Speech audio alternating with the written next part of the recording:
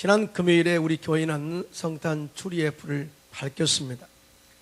성탄 추리는 요즘 경제가 어려운 이 시대에, 침체되어 있는 이 시대에 우리 국민들에게 힘을 주는 그러한 의미를 가지고 있고, 또 영적으로 어두워져 있는 이 세상을 예수의 빛으로 밝히 드러냄으로 말미암아서 세상을 좀 밝게 만들어보자 하는 그런 의미를 가지고 밝혔습니다. 오늘 본문이 예수님께서 이 땅에 오신 목적을 두 가지로 말씀하고 있는데, 하나는 하나님과 우리 사이에 막힌 담을 허시고 화목케 하기 위해서 오셨다고 말씀하고 있고, 또 하나는 우리 인간과 인간 사이에 막힌 담을 허물어서 화평하게 하고, 또한 이런 화평의 화목의 직분을 감당하도록 하기 위해서 오셨다고 성경은 말씀하고 있습니다. 화목 정말 중요합니다. 우리가 2015년도를 마무리하면서 그대로 지나간다면 아마 굉장히 우리가 새로운 꿈을 꾼다 할지라도 굉장히 어렵게 다시 시작할 수 있어요. 그러나 2015년도를 마무리하면서 하나님과 먼저 화목을 이루어서 영적으로 가까이 하고, 또 뿐만 아니라 이웃과 관계에서 화목하지 못한 일이 있다면 철저하게 화목하는 그러한 삶을 이름으로 말미암아서 2015년도를 좀 깨끗하게 마무리하고, 또 2016년도를 새해를 잘 꿈을 가지고 새롭게 맞이하는 그런 해가 되시기를 주님의 이름으로 축원합니다. 화목이야말로 행복의 비결이, 화목이야말로 참 자유의 비결이고요, 화목이야말로 치유의 비결입니다. 화목이야말로 화평의 비결이고요, 화목이야말로 영생의 비결입니다. 이 절대 놓치지 않기를 주님의 이름으로 축원합니다. 자, 그러면 먼저 우리가 하나님과 화목함을 이루기 위해서는 먼저 첫째로 눈에 보이는 영적인 일들을 영적으로 풀어야 돼요. 오늘 고린도후서 5장 16절에 다 같이 시작. 그러므로 우리가 이제부터는 어떤 사람도 육신을 따라 알지 아니하노라. 비록 우리가 그리스도도 육신을 따라 알았으나 이제부터는 그같이 알지 아니하노라. 사실 우리가 예수를 믿기 전에는 육적으로 살았습니다. 그리고 우리가 예수를 처음 만났을 때도 육적인 생각을 가지고 만났을 수도 있다, 그 말이죠.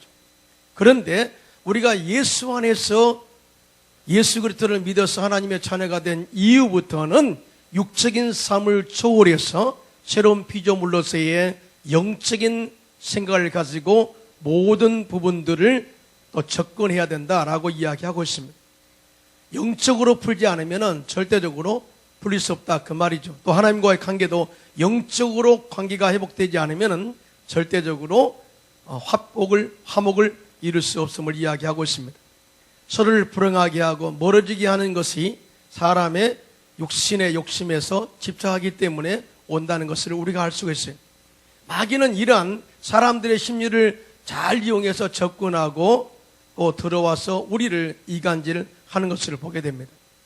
에덴 동산에서 뱀으로 가져간 사탄이 처음 사람 아담과 하와에게 접근해서 영적으로 그들의 삶을 흐리게 만들었어요.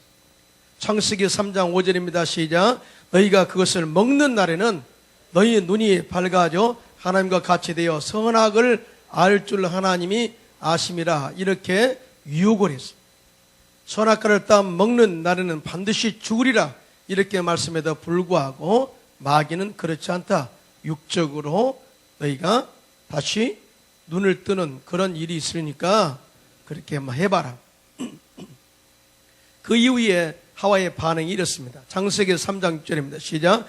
여자가 그 나무를 본즉 먹은직도 하고 보안직도 하고 지롭게 할 만큼 탐스럽게도 한 나무인지라 여자가 그 열매를 따먹고 자기와 함께 있는 남편에게도 주매 그도 먹은지라고 증언하고 있습니다. 사람이 욕심이 들어오게 되면 어떤 죄도 지을 수가 있고, 지은 죄를 이것을 은폐하기 위해서 함께 동업자를 만든다는 것을 우리가 알 수가 있습니다. 여러분, 아담과 하와가 이 말을 듣고 선악과를 쳐다보니까 보암직도 하고 먹음직도 하고 지혜를 줄 만큼 탐스럽게도 했다 그랬어요. 이것은 자기도 모르게 다가오는 육신의 정욕과 암목의 정욕과 세상의 자랑을 따라 그가 행동으로 옮기는 그런 모습을 우리가 볼 수가 있습니다. 이렇게 선악과를 따먹는 순간에 죄를 짓게 되고 영이 죽어버렸어요. 그리고 주님과의 영적인 단절이 되어버렸고 영원한 원수가 되게 된 것입니다. 그런데 불행하게도 하나님과 우리의 인간의 막힌 담을 하는 방법은 죄인인 인간이 할 수 없어요. 화목이 할 수 없습니다. 그래서 하나님께서 독생성자 예수님을 이 땅에 2000년 전에 화목제물로 보내신 거예요. 요한일서 4장 9절로 10절입니다. 시작. 하나님의 사랑이 우리에게 이렇게 나타난 바 되었으니 하나님이 자기의 독생자를 세상에 보내시면 그로 말미암아 우리를 살리려 하심이라. 사랑은 여기 있으니 우리가 하나님을 사랑한 것이 아니요 하나님이 우리를 사랑하사 우리 죄를 속하기 위하여 화목제물로 그 아들을 보내셨습니다. 예수님이 이 땅에 2000년 전에 오신 그 이유는 십자가의 죽으심으로 말미암아 하나님과 우리 사이에 막힌 담을 허시기 위해서 화목제물로 오셨다고 이야기하고 있습니다. 그러므로 우리가 예수를 믿어 하나님의 자녀가 되는 것은 주님의 은혜로 된 것이지만은 가장 중요한 것은 주님과의 나와의 사이에 죄의 담을 허시고 가까이 가게 하신 하나님의 은혜가 더 우리에게 있다는 것을 절대 잊지 않기를 주님의 이름으로 축원합니다. 지금도 주님은 우리에게 너와 나와 화목하기를 원한다라고 말씀하고 있습니다. 그런데 첫째로 하나님과 화목하기 위해서는 온전한 회개가 있어야 됩니다. 할렐루야. 크게 아멘 합시다. 오늘 보면 고린도후서 5장 20절입니다. 시작. 그러므로 우리가 그리스도를 대신하여 사신이 되어 하나님이 우리를 통하여 너희를 권면하시는 것 같이 그리스도를 대신하여 간청하노니 너희는 하나님과 화목하라라고 말씀하고 있어요. 그러니까 우리가 세상에서 하나님과 화목하지 않고서 잘된 일이 없다. 사람이 원천하고도 제 목숨을 잃으면 무엇이 유익하리요? 라고 말씀하고 있습니다. 사람이 자기 길을 계획한다 할지라도 하나님이 함께 하지 않으면 절대 그것을 이룰 수 없다 그래서. 여러분, 하나님과 화목하지 않고서 잘된 일이 없어요. 이스라엘 백성들이 하나님의 말씀을 거역하고 떠나 살기를 원했습니다. 그러면 잘 될 거라고 생각했습니다. 그래서 우리에게도 왕을 주십시오. 이제 선지자를 통해서 하나님의 말씀을 받기를 거절합니다. 이제 우리가 왕을 세워서 왕의 기시함 속에서 우리가 살기를 원합니다. 그래서 주신 게 사울 왕이거든요. 왕을 주시기 전에 그러지 마라. 내가 너희의 왕이요 너희의 임금이고 너희의 아버지다 이렇게 이야기해도 말을 듣지 않았습니다. 그런데 그들이 하나님과 화목하지 않고 또 하나님 멀리 떠나서 잘 되었나요? 절대 그렇지 않았어요. 하나님의 보호하시는 손길을 또 벗어나자 이방 나라들이 떼거지로 몰려와서 그들을 짓밟고 공격하고 노략질하고 포로 끌려가서 정말 고통과 고난을 당하는 것을 보게 됩니다. 그래서 에레미야 선지자는 안타까운 마음으로 에레미야서 2장 13절에 시작. 내 백성이 두 가지 악을 행하였나니 곧 그들이 생수에 근원되는 나를 버린 것과 스스로 웅덩이를 판 것인데 그것은 그 물을 가두지 못할 터진 웅덩이들이라고 말씀하고 있어요. 여러분, 생수에 근원되신 주님과 화목하시기를 주님의 이름으로 축원합니다. 거기서 공급되는 생수를 통해서 축복의 열매를 많이 맺기를 주님의 이름으로 축원합니다. 그는 스스로 웅덩이를 파봤습니다. 그리고 그것에 많은 것을 채워왔습니다. 그런데 웬걸요, 모든 구멍이 터져서 채워도 그 모든 것이 다 새어나가 버리니까 결국 모은 것도 하나도 없이 되었더라 이렇게 말씀하고 있는 것입니다. 한마디로 뭐예요? 하나님과 멀어져 살면서 절대 축복을 기대할 수 없다 그 말이죠. 그래서 여러분, 정말 우리가 의도적으로 하나님을 떠나 살겠습니까? 절대 그럴 수 없죠. 아마 그런 사람도 없을 겁니다. 항상 주님께 가까이 나간다고 생각하면 다 살죠. 그런데도 하나님의 관점에서 바라볼 때에 그것이 우리의 마음에 조금이라도 소원하게 한 것이 있다면은 2015년도는 우리의 자신을 잘 점검해서 다시 주님과 화목하는 그런 관계를 회복하고 출발하시기를 주님의 이름으로 축원합니다. 주님과 화목하게 하기 위해서는 철저한 회개가 필요하다는 거예요. 여러분, 저는 과학기술부 장관을 지낸 정금호 장로님의 간증을 참 듣고 많이 은혜를 받았어요. 1986년도에 한국전력기술주식회사 사장직을 2번 제 임기를 마치고 한국에서 다시 교수직을 찾는 그런 과정에 미국 워싱턴에 있는 과학재단의 전공학부의 공학부의 전자공학부의 책임자로 청빙을 받아서 미국에 가서 일을 하기 시작했습니다. 그렇게 한 이유가 2가지였습니다. 첫째는 한국 대학 교수로 복귀하는 것보다는 미국 직장을 택하는 것이 좋을 듯 싶었어요. 그런데 그 전에 어떤 마음의 각오와 결단의 기도를 했냐면은, 하나님, 내가 미국에서 공부를 했지만은, 원자력에 대한 공부를 했지만은 한국으로 돌아가서 한국에 대한 경제 발전과 더불어서 영적 회복을 위해서 헌신하겠습니다 하고 대학 교수로 재직한 적이 있거든요. 그런데 미국 직장이 나을 듯 싶어서 그 모든 일을 다 내려놓고 미국으로 직장을 옮긴 거예요. 또 하나 이유는 오랫동안 투병 생활을 했던 아들이 건강을 되찾고 결혼한 지 1년째 되었기 때문에 그 아들의 모습도 좀 보고 싶었던 거예요. 그런데 1986년 4월에, 그해 4월에 우크라이나 체르노빌 원자력 발전소에 큰 사고가 터집니다. 그로 인해서 정 장로님은 국제원자력기구 IAEA의 안전참모단 일원이 되어가지고 쉴 새 없이 우크라이나를 방문하고 그 사건의 원인을 조사하고, 그런 직장인의 바쁜 일정에도 불구하고 아들의 가정을 돌보면서도 한국에서의 하나님의 일에 대한 생각을 다 내려놓고 생각할 겨를도 없이 살았다. 그해 11월 달에 결혼한 아들이 갑작스럽게 뇌출혈로 의식이 없어지고 오른쪽 팔, 다리를 쓰지 못하게 된 상태가 되어버렸어요. 출장에서 돌아온 정금호 장로님과 사모님이 병원을 방문해서 기도하기를, 이렇게 기도가 나올 줄 알았답니다. 하나님, 왜 그러십니까? 우리 아들이 뭐가 잘못해서 이렇게 병이 들게 합니까? 라고 기도할 줄 알았는데 갑자기 회개 기도가 나오기 시작했습니다. 한국에서 열심히 전도하겠다고 결단했던 그런 마음을 실천하지 못하고 오히려 미국의 직장을 구해서 안락한 생활을 하고 있는 그런 삶에 대한 철저한 회개가 입에서 토해내기 시작했습니다. 하나님, 용서해 주십시오. 다시 한국으로 돌아가겠습니다.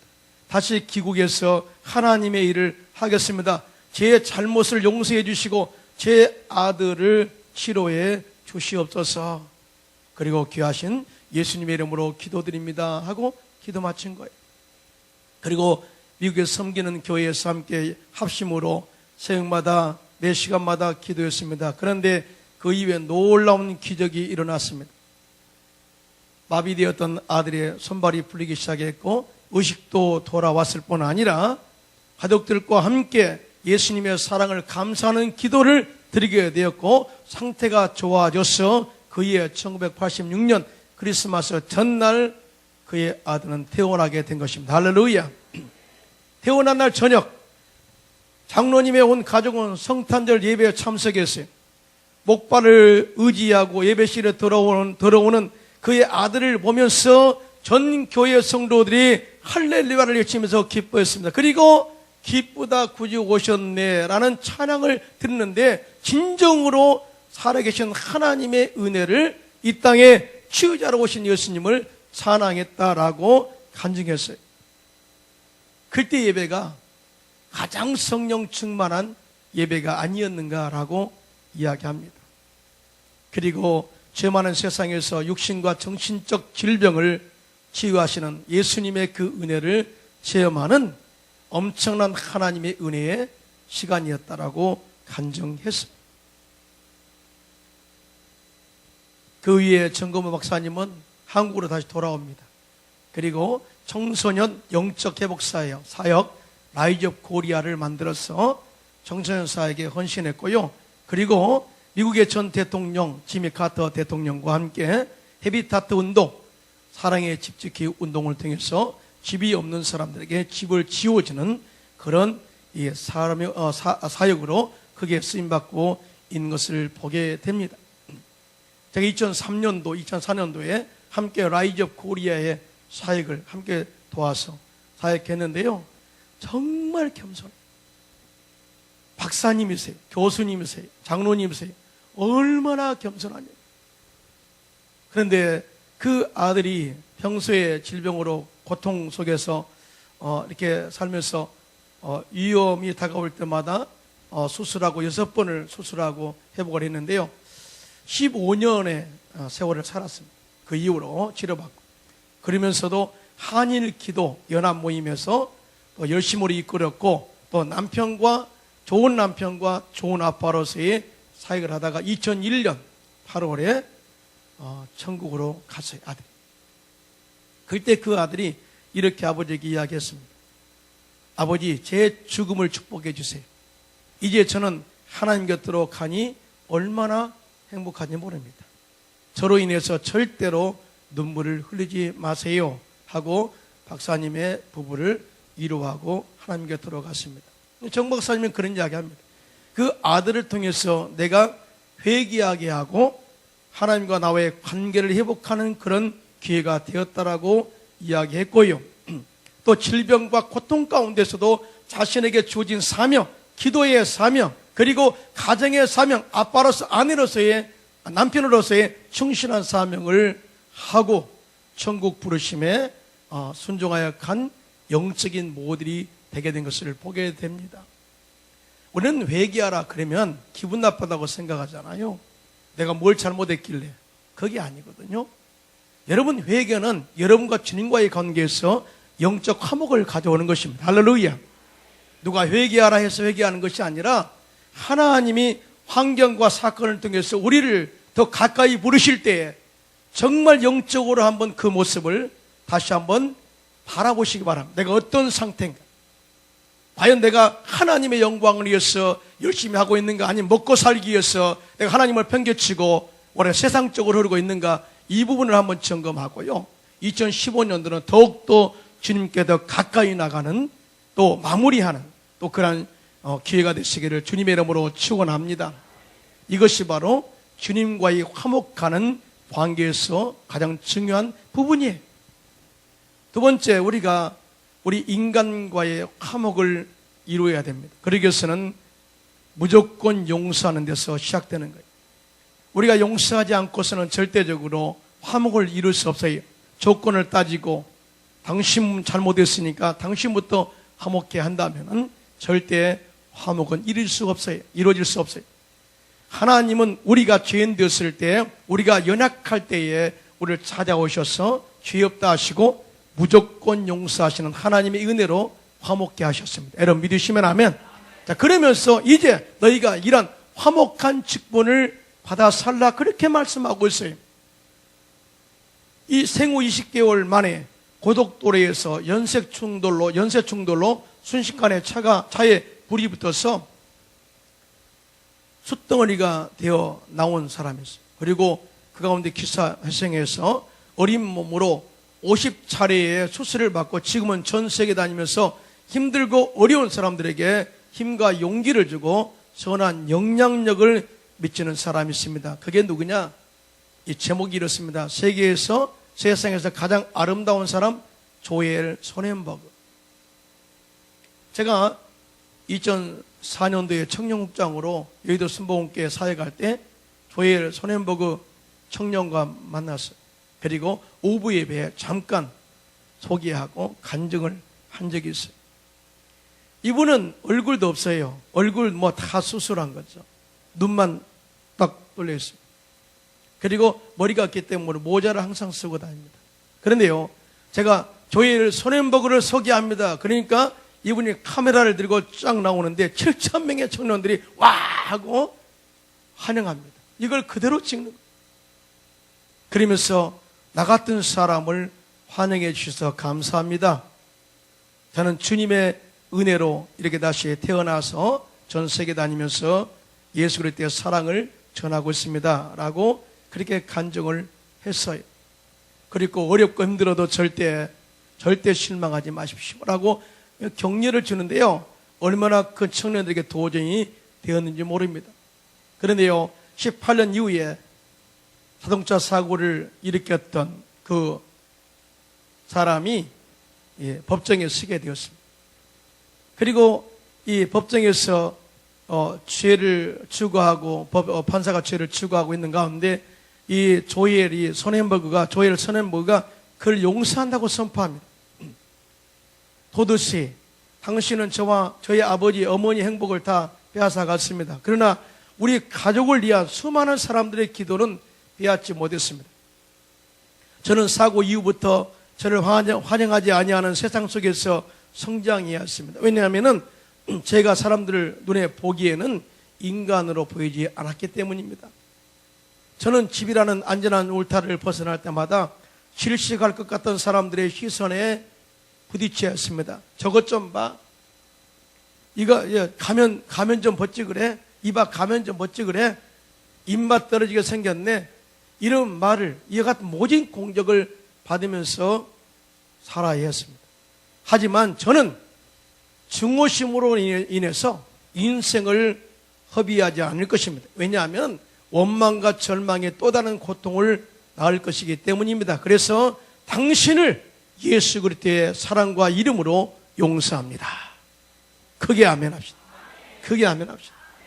여러분, 50차례의 수술을 받으면서 그 고백하더라고. 수술을 받을 때마다 그 고통은 이루 말할 수 없어요. 사실 나 수술 안 받고 싶어요 할 정도로 정말 그 어려움에 50번을 겪으면서 그 고난을 겪은 생각하면은 사고를 일으킨 사람이 얼마나 미웠겠어요. 그런데 미워하면은 오히려 자기가 더 안 좋아진다는 것을 알았던 거예요. 조엘 손햄버그는 그를 용서함으로써 진짜 참 자유와 평안을 누리게 된 것이죠. 그리고 그 용서와 화평과 예수님의 사랑으로 전 세계 다니면서 예수 그리스도의 긍휼과 자비와 사랑의 복음을 전하고 있는 것을 보게 됩니다. 우리가 생각할 때 용서는 상대편을 내가 놓아준다고 생각해요. 배려한다고 생각해요. 그러나 사실 정확하게 말하면 용서의 본질은 내가 자유하게 하기 위해서 용서해 주는 겁니다. 크게 아멘 합시다.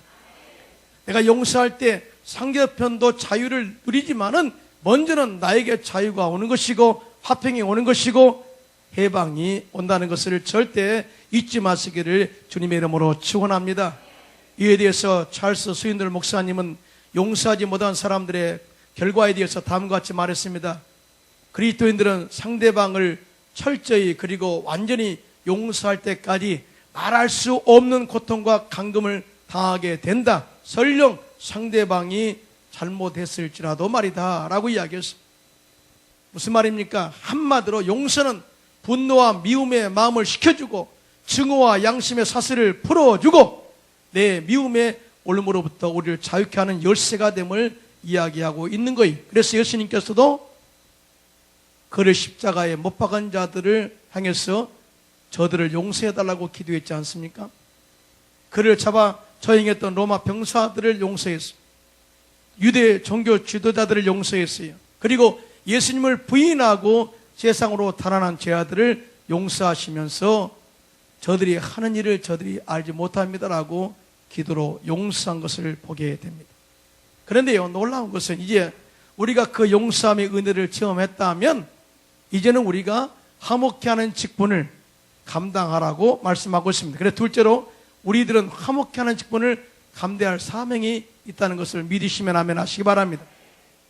오늘 고린도후서 5장 18절로 19절입니다. 시작. 모든 것이 하나님께로서 났으며 그가 그리스도로 말미암아 우리를 자기와 화목하게 하시고 또 우리에게 화목하게 하는 직분을 주셨으니 곧 하나님께서 그리스도 안에 계시사 자기를 자기와 화목하게 하시며 그들의 죄를 그들에게 돌리지 아니하시고 화목하게 하는 말씀을 우리에게 부탁하셨느니라. 아멘.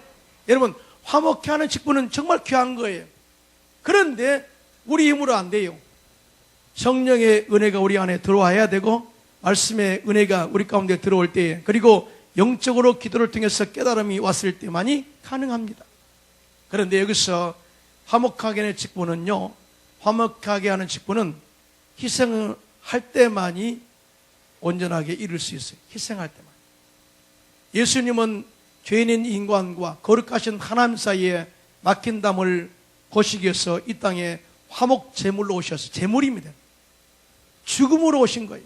그리고 십자가에서 마귀의 일을 멸하시고 하나님과 인간 사이에 막힌 담을 거시고 누구든지 예수 그리스도의 은혜를 힘입어서 하나님께 나갈 수 있는 담력을 주신 것입니다. 희생이 없이는 절대적으로 그런 화목이 이룰 수 없었다 그 말이죠. 그런데 이제는 하나님께서 우리에게 말씀하시기를 이제는 그리스도의 대신해서 또한 사신이 되어서 그 일을 하라고 우리에게 권면하고 있습니다.